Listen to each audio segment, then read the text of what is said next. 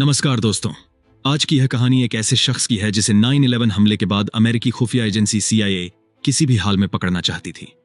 ऐसा इंसान जो कभी एक सिविल इंजीनियर हुआ करता था और जो CIA से बचने के लिए पाकिस्तान की एक ऐसी खुफिया हाईली सिक्योर्ड हवेली में छिपा हुआ था जहां परिंदा भी पर नहीं मार सकता था। दोस्तों, यह कहानी है ओसामा बिन लादेन की।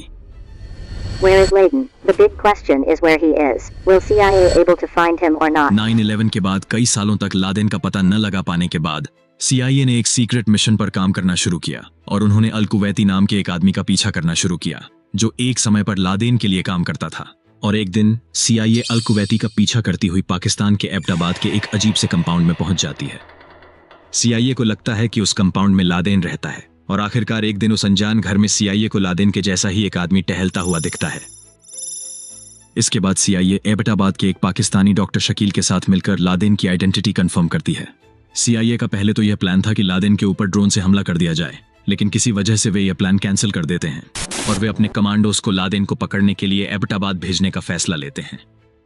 तो दोस्तों, 3D एनिमेशन की मदद से यह जानने के लिए कि CIA ने कैसे इस पूरे सीक्रेट मिशन पर काम किया और कमांडोज ने कैसे लादेन को पकड़ने के रिस्की ऑपरेशन को सक्सेसफुली अंजाम दिया, इस वीडियो को बिना स्किप किए लास्ट तक जरूर देखें।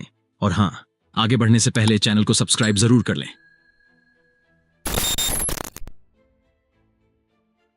9/11 के बाद अमेरिकी खुफिया एजेंसी CIA अपनी पूरी कोशिश में लगी थी कि उन्हें लादेन से जुड़ा कोई इनपुट मिल सके। इस दौरान दर्जनों बार अफगानिस्तान में अमेरिका ने कई बंकरों की छानबीन की और उन्हें तबाह किया, क्योंकि आखिरी बार लादेन को अफगानिस्तान में ही देखा गया था।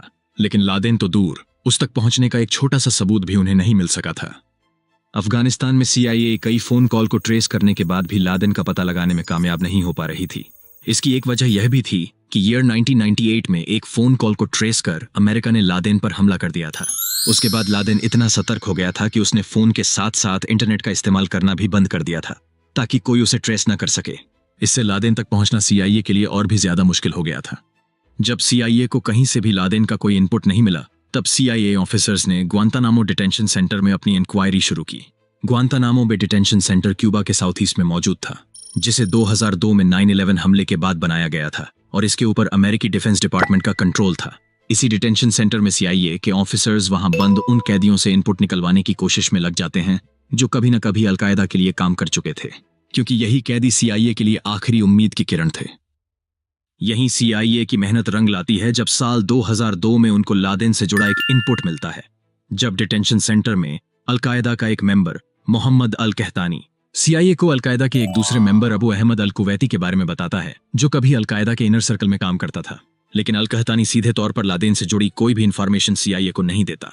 इसलिए CIA उस शख्स अल कुवैती के बारे में और इंफॉर्मेशन निकलवाने में लग जाती है कि वाकई में ऐसा कोई शख्स अलकायदा में था या नहीं। डिटेंशन सेंटर में CIA की पूछताछ सालों साल चलती रहती है और 2004 में एक इंक्वायरी के दौरान हसन गुल नाम के एक दूसरे कैदी ने CIA को बताया कि ओसामा बिन लादेन अल कुवैती नाम के एक कुरियर पर भरोसा करता था। हसन गुल ने बताया कि अल कुवैती लादेन का काफी करीबी और भरोसेमंद आदमी था, और क्योंकि ओसामा ना ही किसी फोन का इस्तेमाल करता था ना ही इंटरनेट का, तो उसके सारे मैसेज लाने ले जाने का काम अल कुवैती ही करता था। हसन गुल ने CIA को यह भी बताया कि अल कुवैती को काफी समय से देखा नहीं गया है। जब CIA ने देखा कि दोनों कैदी हसन गुल और मोहम्मद अल कहतानी की कहानी काफी मिलती जुलती है और दोनों की कहानी एक ही शख्स अल कुवैती पर जाकर टिकती है, इससे CIA को यह शक हुआ कि हो सकता है कि अबू अहमद अल कुवैती नाम का वो आदमी ओसामा बिन लादेन के साथ ही हो। क्योंकि CIA के पास ओसामा बिन लादेन के पास पहुंचने की और कोई लीड तो थी नहीं, तो उन्होंने ये डिसाइड किया कि कैसे भी लादेन के मैसेंजर अल कुवैती की इंफॉर्मेशन निकाली जाए। CIA को अपनी जांच में पता चला कि अल कुवैती एक पश्तून यानी कि पठान है जो कुवैत का रहने वाला था और अलकायदा से जुड़ने पर अफगानिस्तान में रहने लगा था और उसे आखिरी बार पाकिस्तान में ही देखा गया था। CIA को शक था कि अल कुवैती अपने परिवार से दूर रहता है, इसलिए वह कभी न कभी कुवैत में रह रहे अपने परिवार वालों से बातचीत तो करता ही होगा। इसलिए CIA कुवैत से पाकिस्तान आने वाली उन सभी कॉल्स को रिकॉर्ड करने लगते हैं जिसमें लोग आपस में पठानों की लैंग्वेज पश्तो यानी कि अफगानी में बातचीत करते थे। आखिरकार कई महीनों की मशक्कत के बाद CIA 2008 में एक ऐसे फोन कॉल को ट्रेस करती है जिसमें दो लोग आपस में अफगानी में बात कर रहे थे। उस फोन कॉल पर शक करने का कारण यह था कि उसमें लोग नॉर्मल तरीके से बात करने की बजाय एक कोड वर्ड में बात करते थे, और तो और वो फोन कॉल पाकिस्तान की एक ही लोकेशन पेशावर से किया जाता था। उस फोन कॉल को ट्रेस कर CIA अल कुवैती का पता लगा लेती है। अल कुवैती का पता चलने के बाद CIA के ऑफिसर्स और पाकिस्तान के ही कुछ लोग जो खुफिया तरीके से CIA के लिए काम करते थे, अल कुवैती का पीछा करना शुरू कर देते हैं। लेकिन साल 2 साल होने के बाद भी कुवैती से उनको कुछ खास इनपुट नहीं मिलता, क्योंकि अल कुवैती आम आदमी की तरह ही लोगों से मिलता जुलता था। उसके किसी काम को देखकर ऐसा नहीं लग रहा था कि उस पर शक किया जाए। लेकिन CIA के पास लादेन तक पहुंचने की कोई लीड तो थी नहीं, तो वे चुपचाप अल कुवैती का पीछा करना जारी रखते हैं। और यहीं से कहानी दिलचस्प तरीके से बदल जाती है। जब एक दिन अल कुवैती का पीछा करते हुए CIA ऑफिसर्स पाकिस्तान के एबटाबाद नाम की जगह पर पहुंच जाते हैं। एबटाबाद पहुंचने के बाद अचानक से अल कुवैती की एक्टिविटी काफी बदल जाती है। अल कुवैती वहां कई अलग अलग घरों में आता जाता है। CIA को यह समझ नहीं आ रहा था कि आखिर वह इतने अलग अलग घरों में क्यों जाता है, और आखिर उन घरों में ऐसा क्या है। CIA को यह भी लगने लगा था कि हो सकता है कि उनमें से किसी में अल कुवैती का कोई खास आदमी रहता हो। खैर, CIA ने अल कुवैती का पीछा करना जारी रखा। एक दिन CIA ने देखा कि अल कुवैती एबटाबाद की एक गंदी सी सड़क के सबसे आखिर में मौजूद कंपाउंड के गेट के सामने जाता है और उस अनजान से कंपाउंड में घुस जाता है। CIA काफी देर तक बाहर अल कुवैती का इंतजार करती है, पर इस बार अल कुवैती उस कंपाउंड से निकलकर बाहर नहीं आता। CIA के ऑफिसर्स उस कंपाउंड में झांकने की कोशिश भी करते हैं कि आखिर उस कंपाउंड के अंदर है क्या, पर उस कंपाउंड के बाहर बनी 12 फीट से भी ज्यादा ऊंची बाउंड्री के चलते उनको अंदर का कुछ अंदाजा नहीं चल पाता। लेकिन उनको यह समझ नहीं आता कि आखिर एबटाबाद जैसी शांत जगह पर उस कंपाउंड में ऐसा क्या है जिसके लिए चारों तरफ इतनी ऊंची बाउंड्री बनाई गई है। क्योंकि CIA को अब थोड़ा शक हो रहा था, इसलिए उन्होंने सोचा कि एबटाबाद के उस एरिया को थोड़ा और एक्सप्लोर किया जाए, थोड़ी और जानकारी जुटाई जाए कि वहां कंपाउंड के अंदर आखिर चल क्या रहा है। इसलिए CIA के एजेंट्स एबटाबाद में ही किराए का मकान लेकर रहने लगते हैं। जब CIA उस कंपाउंड की इंफॉर्मेशन निकालती है तो गूगल मैप से उनको पता चलता है कि जिस कंपाउंड में अल कुवैती घुसा है वो वहां पर साल 2008 में नहीं था और उसे साल 2004 में बनाया गया था। यानी कि अमेरिका पर हुए 9/11 हमले के बाद वो कंपाउंड बनाया गया था। इससे CIA का शक और बढ़ने लगता है और वो उस कंपाउंड का ड्रोन सर्विलांस शुरू कर देते हैं। ड्रोन सर्विलांस में CIA ऑफिसर्स को पूरा कंपाउंड कुछ ऐसा दिखाई देता था। उस कंपाउंड में एक 3 मंजिला मकान था जिसका फ्रंट एरिया रोड के अपोजिट डायरेक्शन में था और उस 3 मंजिला घर तक सीधे पहुंचने का कोई भी रास्ता नहीं था। यह मकान एबटाबाद के बाकी के मकानों से एकदम अलग तो था ही, एरिया वाइज भी वो आसपास के मकानों से 8 गुना तक बड़ा था, जिसमें अंदर और अलग अलग कंपाउंड बने हुए थे और उनके आसपास भी 10 फीट तक ऊंची बाउंड्री थी, जो CIA के लिए काफी अजीब बात थी। सर्विलांस में CIA ने यह भी देखा कि सिर्फ इस बीच के एरिया में बने 3 मंजिला मकान में ही लोग रहते थे और वो लोग बहुत कम बार घर के बाहर दिखाई देते थे। मेन कंपाउंड के बगल वाले कंपाउंड में उस घर के लोग सब्जी उगाते थे और सिर्फ उसी सब्जी का इस्तेमाल करते थे, वो कभी बाहर से सब्जी नहीं खरीदते थे। मेन कंपाउंड से लगे दूसरी ओर के एरिया में उस घर के लोग मुर्गी और गाय पालते थे। यानी उस कंपाउंड में ऐसी फैसिलिटी थी कि वहां के लोगों को किसी भी चीज के लिए कम से कम बाहर जाने की जरूरत पड़े। CIA के लिए सबसे अजीब बात यह थी कि बीच के 3 मंजिला घर की सबसे ऊपरी मंजिल की बालकनी की दीवारें 7 फीट ऊंची थी। CIA के हिसाब से जो जरूर किसी न किसी इंपॉर्टेंट आदमी को छिपाने के लिए बनाई गई थी। CIA को शक था कि उस घर में काफी लोग रहते हैं जो बाहरी लोगों की नजर में नहीं आना चाहते थे, और यही वजह थी कि वो लोग फोन और इंटरनेट का इस्तेमाल नहीं करते थे। उस घर में दिन में तो ज्यादा हलचल दिखाई नहीं देती थी, लेकिन वहां रात में बच्चों के रोने की आवाजें आती थीं। CIA ऑफिसर्स को यह लगता था कि हो ना हो दिन में शायद अंदर मौजूद बच्चों को किसी प्रकार की नशीली दवा देकर सुला दिया जाता हो। CIA ने वहां एक और चीज ऑब्जर्व की, वो ये थी कि उस घर के लोग कभी कचरा बाहर नहीं फेंकते थे, बल्कि उसी कंपाउंड में कचरे को जला दिया करते थे जहां मुर्गियां और गाय पाली जाती थीं। और उस कंपाउंड की एक और खास बात यह थी कि वहां सिर्फ एक ही मेन गेट था और उसी मेन गेट से अंदर जाने पर सामने 3 दरवाजे पड़ते थे जिनसे अलग अलग कंपाउंड में जाया जा सकता था। यानी कि कोई भी कंपाउंड एक दूसरे से सीधा कनेक्टेड नहीं था। उस घर की ये सब अजीबोगरीब चीजें CIA का शक और मजबूत कर रही थी। इसके बाद टीम कई महीनों तक उस घर का ड्रोन सर्विलांस करती रही और खुफिया जानकारी इकट्ठा करती रही। CIA को यह भी लगने लगा था कि हो सकता है कि उस कंपाउंड में लादेन हो और उसको इतना सिक्योर लादेन को लोगों की नजर से बचाने के लिए बनाया गया हो। आखिर कई महीनों के ऑब्जर्वेशन के बाद CIA को घर की तीसरी मंजिल पर एक शख्स घूमता हुआ दिखाई देता है जो पारंपरिक कुर्ते पायजामे में था और उसका पहनावा लादेन से मिलता जुलता था। CIA उस शख्स की हाइट हेल्थ का मिलान जब लादेन की हाइट हेल्थ से करती है तो वे चौंक जाते हैं, क्योंकि बालकनी में घूम रहे उस शख्स की कद काठी पूरी तरह से लादेन से मेल खा रही थी। CIA को लगा जैसे वो अपनी मंजिल के करीब पहुंच चुके हैं, लेकिन CIA ये जानती थी कि लादेन बहुत शातिर आदमी है। वह अपने हमशक्ल का इस्तेमाल कर कई बार खुफिया एजेंसियों को धोखा दे चुका था, इसलिए CIA इस बार अपनी ओर से कोई चूक नहीं करना चाहती थी। CIA चाहती थी किसी भी तरह से यह कंफर्म हो जाए कि बालकनी और गार्डन एरिया में घूमने वाला वो शख्स लादेन ही है। लादेन की आइडेंटिटी कंफर्म करने के लिए CIA एबटाबाद में ही रहने वाले एक पाकिस्तानी डॉक्टर शकील अफरीदी के साथ मिलकर एक प्लान बनाती है, डॉक्टर शकील एक वक्त पर एबटाबाद में अमेरिकी पोलियो टीकाकरण प्रोग्राम का हेड था। प्लान के अकॉर्डिंग डॉक्टर शकील को फेक पोलियो वैक्सीनेशन के बहाने उस कंपाउंड के अंदर जाना था और घर के अंदर मौजूद बच्चों का सैंपल लाना था। डॉक्टर शकील पोलियो वैक्सीनेशन के बहाने उस कंपाउंड के बाहर पहुंचते तो हैं, लेकिन बड़ी मुश्किल से उनको अंदर जाने की परमिशन मिलती है। खैर, वैक्सीनेशन के बहाने डॉक्टर शकील बड़ी ही चालाकी से वहां मौजूद बच्चों के सैंपल लेने में कामयाब हो जाते हैं, लेकिन इस बात की भनक वहां मौजूद लादेन के परिवार वालों को नहीं पड़ती। फाइनली जब उन सैंपल का डीएनए टेस्ट किया जाता है तो ये कंफर्म हो जाता है कि उस कंपाउंड में मौजूद बच्चे लादेन के परिवार के ही हैं, और सीआईए पूरी तरह आश्वस्त हो जाती है कि बालकनी और गार्डन में घूमते दिखाई देने वाला शख्स कोई और नहीं बल्कि लादेन ही है। और इस तरह सीआईए आखिरकार लादेन का पता लगाने में कामयाब हो ही जाती है, जिसके बाद सीआईए सीधे ही ये मैसेज यूएस प्रेसिडेंट हाउस तक पहुंचा देती है। आखिर 1 दशक से भी ज्यादा समय के बाद अमेरिका को लादेन की इंफॉर्मेशन मिली थी।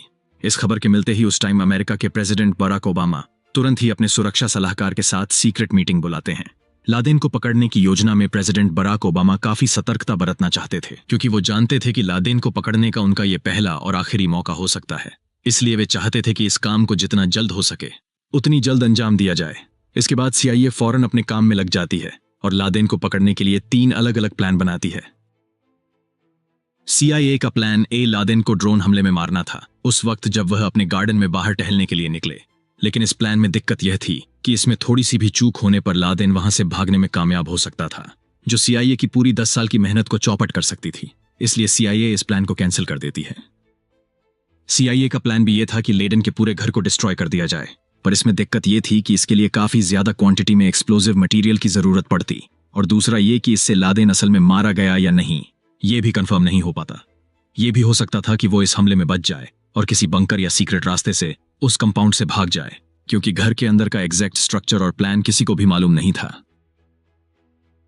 सीआईए का प्लान सी यह था कि स्पेशल कमांडो की एक टीम एबटाबाद जाए। यदि लादेन सरेंडर करे तो उसे जिंदा पकड़ ले, और यदि वह भागने की कोशिश करे तो उसे वहीं न्यूट्रलाइज कर दे, क्योंकि लादेन का डीएनए टेस्ट करके यह कंफर्म करना बहुत जरूरी था कि अमेरिका ने आखिर अपने दुश्मन नंबर 1 को असल में मारा है या नहीं। और आखिरकार काफी सोच विचार के बाद प्रेसिडेंट प्लान सी को ही एग्जीक्यूट करने का फैसला लेते हैं। 19 मई 2011 को president Barack Obama special commandos की एक टीम को ऑथोराइज करते हैं ताकि उस प्लान को एग्जीक्यूट किया जा सके। इस ऑपरेशन को एग्जीक्यूट करने के लिए अमेरिकन कमांडोज ने स्पेशली 2 अलग अलग जगह पर ट्रेनिंग भी की थी, जहां ओसामा की वजीरिस्तान हवेली की तरह ही सेम मॉडल की बिल्डिंग बनाई गई थी। फाइनली 2 मई 2011 को वो दिन आ जाता है जब 24 कमांडो 2 अलग अलग हेलीकॉप्टर में अपने इस ऑपरेशन को अंजाम देने के लिए अफगानिस्तान के बगराम बेस पर तैयार हो जाते हैं। उनके साथ इस अभियान में कायरो नाम का एक कुत्ता भी शामिल था, जो इस ऑपरेशन के दौरान कमांडोज को चौकन्ना करने के लिए ले जाया गया था। इस अभियान में कमांडोज की टीम जिन हेलीकॉप्टर का इस्तेमाल करने वाली थी वो स्टेल्थ टेक्नोलॉजी वाले हेलीकॉप्टर थे, जिन पर पेंट की ऐसी लेयर चढ़ाई गई थी जिससे ये अपने ऊपर पड़ने वाली रेडिएशन को एब्जॉर्ब कर लेते थे, जिससे ये रडार की पकड़ में नहीं आते थे। साथ ही ये शोर तो कम करते ही थे, काफी नीचे से उड़ान भरने में भी कैपेबल थे। अब आगे की पूरी कहानी मैं पाकिस्तानी टाइम जोन के हिसाब से बताऊंगा। 1 मई रात के करीब 11 बजे के आसपास कमांडोज हेलीकॉप्टर में अफगानिस्तान के बगराम बेस से जलालाबाद बेस के लिए उड़ान भरते हैं, जो पाकिस्तान बॉर्डर के एकदम नजदीक था, और ठीक 12:15 पर वो जलालाबाद से एबटाबाद की ओर निकलते हैं। रात के अंधेरे में 12:30 पर कमांडोज की टीम एबटाबाद पहुंच जाती है। प्लान के अकॉर्डिंग पहले हेलीकॉप्टर को कंपाउंड के अंदर लैंड करना था। जब पहला हेलीकॉप्टर कंपाउंड में उतर रहा था, उसी वक्त लैंडिंग के दौरान उसका बैलेंस बिगड़ जाता है, जिससे उसका पिछला हिस्सा कंपाउंड वॉल से टकरा जाता है और उस हिस्से में आग लग जाती है। हालांकि उसमें मौजूद सभी कमांडो जल्दी से सेफली बाहर निकल आते हैं और वो सभी बिना देर किए उस एरिया की तरफ बढ़ने लगते हैं जहां लादेन रहता था, क्योंकि कमांडोज उस घर में रह रहे लोगों को संभलने का कोई भी मौका नहीं देना चाहते थे। इसके थोड़ी देर बाद ही दूसरा हेलीकॉप्टर कंपाउंड के बाहर सेफली उतरता है और उसमें से देखते ही देखते सभी कमांडो बाहर निकलकर सीधे कंपाउंड की तरफ बढ़ने लगते हैं। जिस वक्त सील कमांडोज इस ऑपरेशन को अंजाम दे रहे थे, इसकी live footage president Barack Obama और उनके सुरक्षा सलाहकार भी देख रहे थे। 12:32 यानी कि लैंडिंग के 2 मिनट बाद ही कमांडो की पहली टीम ग्राउंड फ्लोर के मेन दरवाजे के बाहर पहुंच चुकी होती है। टीम ग्राउंड फ्लोर के मेन दरवाजे को तोड़कर जैसे ही अंदर जाती है, कमांडो को देखते ही अल कुवैती उनके ऊपर फायरिंग कर देता है, जिसके जवाब में सील कमांडो उसे वहीं न्यूट्रलाइज कर देते हैं। उसी वक्त अल कुवैती का भाई अबरार फायरिंग की आवाज सुनकर अपने कमरे से बाहर निकल आता है, जिसे बिना वक्त गंवाए सील कमांडो अपना टारगेट बना लेते हैं। ठीक उसी समय अबरार की पत्नी बुशरा भी घबराकर बाहर अबरार को देखने आती है, जिसे सील कमांडो वहीं न्यूट्रलाइज कर देते हैं। ग्राउंड फ्लोर पर सक्सेसफुली ऑपरेट करने के बाद सील कमांडो की टीम सीढ़ियों से चढ़कर पहले फ्लोर की तरफ बढ़ने लगती है। जब वे ऊपर की ओर जा रहे होते हैं उसी वक्त उनका सामना ओसामा के बड़े बेटे खालिद बिन लादेन से होता है। सील कमांडो वहीं पर खालिद बिन लादेन को अपने टारगेट पर ले लेते हैं और इस तरह कमांडो की दूसरी टीम पहला फ्लोर क्लियर कर देती है। अब ऊपर की ओर सिर्फ एक फ्लोर बाकी था जहां लादेन रहता था। सील कमांडो की टीम जब दूसरे फ्लोर की ओर ऊपर जाती है उस वक्त ओसामा बिन लादेन दरवाजे के पीछे से बाहर की ओर झांक रहा होता है। कमांडोज को देखते ही ओसामा बिन लादेन झट से दरवाजा बंद कर लेता है। अब तक 12:40 हो चुके थे और कमांडोज अपने टारगेट लादेन से बस अब थोड़ी ही दूर थे। वे लादेन को भागने का कोई मौका नहीं देना चाहते थे, इसलिए कमांडोज लादेन के कमरे में सीधा दरवाजा तोड़कर अंदर घुस जाते हैं, जहां लादेन ठीक उनके सामने होता है। सील कमांडो को अंदर आता देखते ही लादेन घबरा जाता है और वह अपनी एक पत्नी अब्दुल अहमद के पीछे छिपकर उसे एक ह्यूमन शील्ड की तरह इस्तेमाल करता है, जिस कारण पहले तो सील कमांडो उसकी पत्नी के पैर में गोली मार देते हैं और जैसे ही वह गिरती है कमांडोज लादेन को अपने टारगेट पर लेकर उसे न्यूट्रलाइज कर देते हैं। लेकिन अभी भी कमांडोज का काम पूरा नहीं हुआ था। इसके बाद वो लोग लादेन के घर की छानबीन शुरू कर देते हैं ताकि लादेन और उससे जुड़ी इंपॉर्टेंट इंफॉर्मेशन उनके हाथ लग सके। कमांडोज लादेन के computer, hard drive, computer disk, CD, दर्जनों डीवीडी, फ्लैश ड्राइव, किताबें और लादेन की डायरी अपने साथ ले लेते हैं। 12:55 पर कमांडोज लादेन की बॉडी को अपने साथ ले जाने के लिए उसे कपड़े से बने बैग में पैक कर देते हैं। कंपाउंड से निकलने के पहले कमांडोज की एक टीम कंपाउंड में क्रैश हुए हेलीकॉप्टर को बम से एक्सप्लोड कर देते हैं ताकि बाद में पाकिस्तानी आर्मी रिवर्स इंजीनियरिंग करके उसमें इस्तेमाल की गई स्टेल्थ टेक्नोलॉजी का पता न लगा सके। और करीब 1:10 पर जब कमांडोज के लिए कंपाउंड के बाहर एक बैकअप हेलीकॉप्टर आ चुका होता है तब उसमें बैठकर कमांडो सेफली एबटाबाद से जलालाबाद के लिए निकल जाते हैं। यानी कि सिर्फ 40 मिनट के अंदर ही पूरे ऑपरेशन को सक्सेसफुली अंजाम दे दिया जाता है। फाइनली अफगानिस्तान पहुंचने के बाद ओसामा बिन लादेन का डीएनए टेस्ट किया जाता है और डीएनए टेस्ट के बाद अमेरिकी प्रेसिडेंट बराक ओबामा ये ऐलान कर देते हैं कि ओसामा बिन लादेन अब नहीं रहा और इस तरह अमेरिका 9/11 का अपना बदला पूरा करने में कामयाब हो जाता है। तो दोस्तों, कैसी लगी ये इन्फॉर्मेशन? यदि ये एनिमेटेड वीडियो अच्छा लगा हो तो वीडियो को लाइक करें और चैनल को सब्सक्राइब करें ताकि आने वाली ऐसी ही 3D एनिमेटेड वीडियो की इन्फॉर्मेशन आप तक पहुंच सके। धन्यवाद।